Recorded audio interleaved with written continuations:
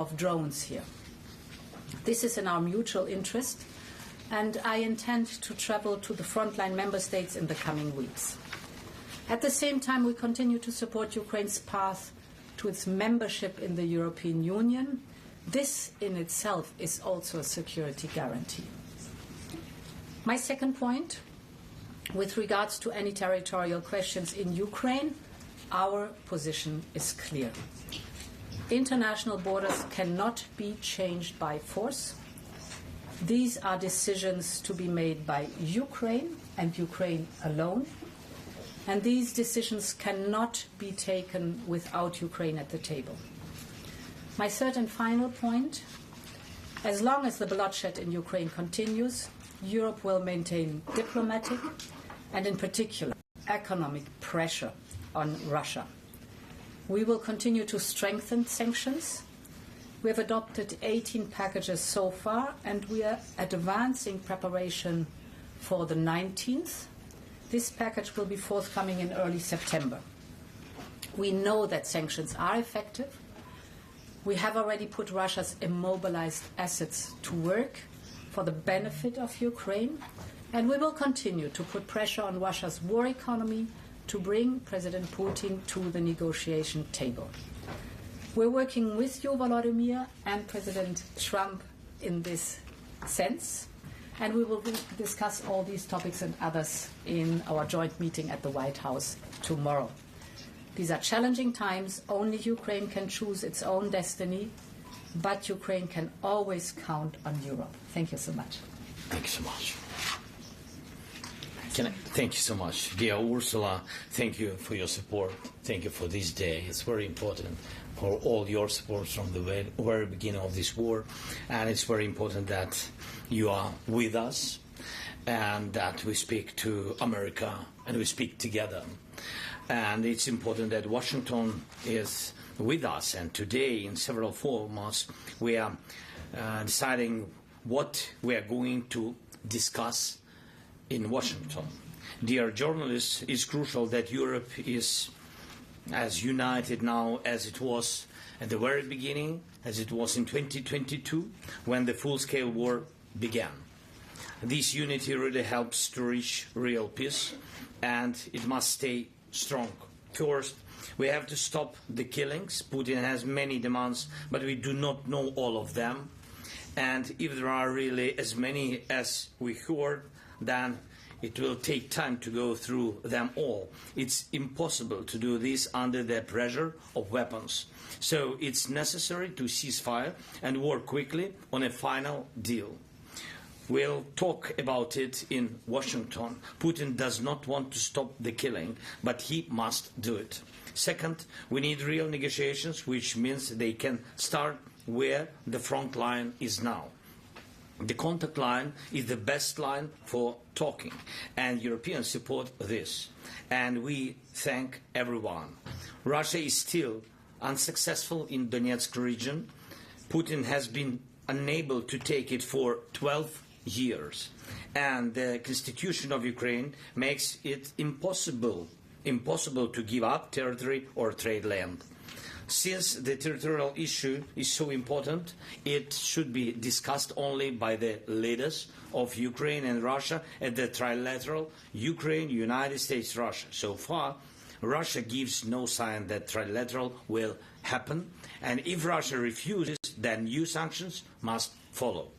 This third, it's important that America agrees to work with Europe to provide security guarantees for Ukraine, and we are very thankful to the United States and to the President for such signal, and therefore for everyone in Europe. This is a significant change, but there are no details how it will work and what America's role will be, what Europe's role will be, what the EU can do. And this is our main task. We need security to work in practice, like Article 5 of NATO, and we consider EU accession to be part of security guarantees. And we have heard from President Trump that America and Putin see it the same way. So we talked about the EU accession negotiations. There can be no division between Ukraine and Moldova. That would simply be a very bad move to my mind, and if such a division takes place, it will automatically mean that Europe is divided on Ukraine, that Europe does not have a common and strong position on guarantees. Many in Europe see that vision will only make things worse. And we talked about defense, and thank you very much, dear Ursula. We agreed to work more actively on programs such as SAFE, and I count on the support with drones. First of all, this is priority. Next, thank you for the 18th package of sanctions. It's important. We need to prepare the 19th package so that Russia sees that we are serious. We understand Russia's strategic direction. It's anti-European, and so we must continue to limit Russia's potential. Finally, we talked about the support of Ukrainian children in schools, and we have a school meal program, and it's an important program that ensures that children from every family in wartime at least receive security and receive a normal hot meal. The school year is coming soon, and I asked Ursula to help us improve this program. It's our children, it's our future, everything for them. Thank you. Thank you. Thank you very much to both presidents. We can now take a couple of questions. Okay. Katarina, the first question. Thank you. Katarina Reden for the German press agency. You have microphones in front of you. If you can take one, that would be fantastic. Thanks a lot. Okay. Okay, better? So Katarina Reden for the German press agency. A question to both presidents. Do you agree with President Trump that there's no need for a ceasefire and that peace negotiations should begin immediately? Yeah, you want? So, I think not the term is so important. Important is, and it matters, what's the effect. And the effect must be stop the killing. That's the most important part. Whether we call it a ceasefire or it's a peace deal, stop the killing. Point number one. Therefore, it is so important to have as soon as possible a trilateral meeting between the President of Ukraine, the President of the United States, and of Russia. I think very important is that there are clear timelines to be kept. So it's not the term itself, it's the content that matters. Thanks so much. I totally agree with Ursula, and you know that from the very beginning, I think it was March when the President of the United States, he proposed ceasefire, like a first element, stopping killing, and we agreed it and we supported him, and I think it was very strong idea, pushing Russia to real negotiations. And now we hear another signals. I think that we have to share all this with details and what Ursula said about and what we talked bilaterally and what we will talk now with all our coalition villains, with all the Europeans. And we have to share all our thoughts with President Trump. We need the United States on our side. And I think that President Trump shared that we would need peace, but steps to this peace. We need, right, correct steps to have lasting peace. To stop Putin, it means not to make a pause in this war. Stop and have a lasting peace. Yeah, for all of us. Thank you. Thanks. Second and last question to Olena. Thanks. Thank you.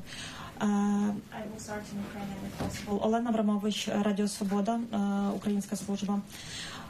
Пане президенте, Путін сказав, що розуміє, що Україні потрібні гарантії безпеки. У вас вже була розмова з президентом Трампом. Скажіть, чи озвучив він бачення Росії щодо гарантій безпеки для України, які прийнятні для Росії, так?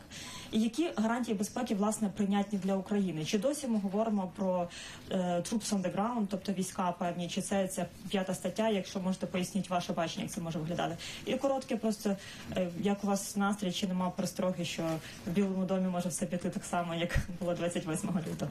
Дякую. And sorry, if I may also to the Madam President, another question.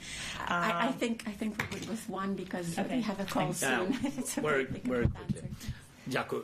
Can I answer Ukrainian? Yep. Дякую.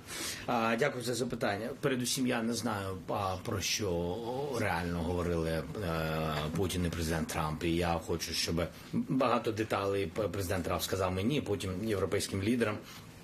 І те, що президент Трамп сказав сигнал про гарантії безпеки, для мене це набагато важливіше, ніж думки Путіна. Тому що Путіна не дасть ніяких гарантій безпеки. Гарантії безпеки – це сильна армія. Це може дати тільки Україна. Фінансування цієї армії – це може дати тільки, я вважаю, Європа. Зброя для цієї армії – це може дати наше внутрішнє виробництво, європейське виробництво, але є дефіцитні речі, які є тільки у Сполучених Штатів Америки. Оце, я вважаю, гарантії безпеки. Чи підключають, чи є troops on the ground, чи є така захист, як у деяких інших держав в небі, ви знаєте про що я. Чи є у нас можливість мати сучасний total number of air defense. Це тільки поки що запитання. На них ми дуже хочемо отримати відповідь, щоб розуміти, що таке гарантії безпеки. Те, про що ви говорите, мені здається, це сигнали руської сторони, що вони не будуть нас далі окуповувати. Але, якщо чесно, це поки що це просто слова. І на рівні тристоронньої зустрічі готові говорити. Що стосується Білого дому, я налаштований дуже продуктивно. І в гарному сенсі. В усіх сенсах цього слова. Mr. President, do you have Apologies. Sorry. If We go. you Thank allow you so me, much. the Presidents have a Bye-bye. meeting now. Thank you. Thank you.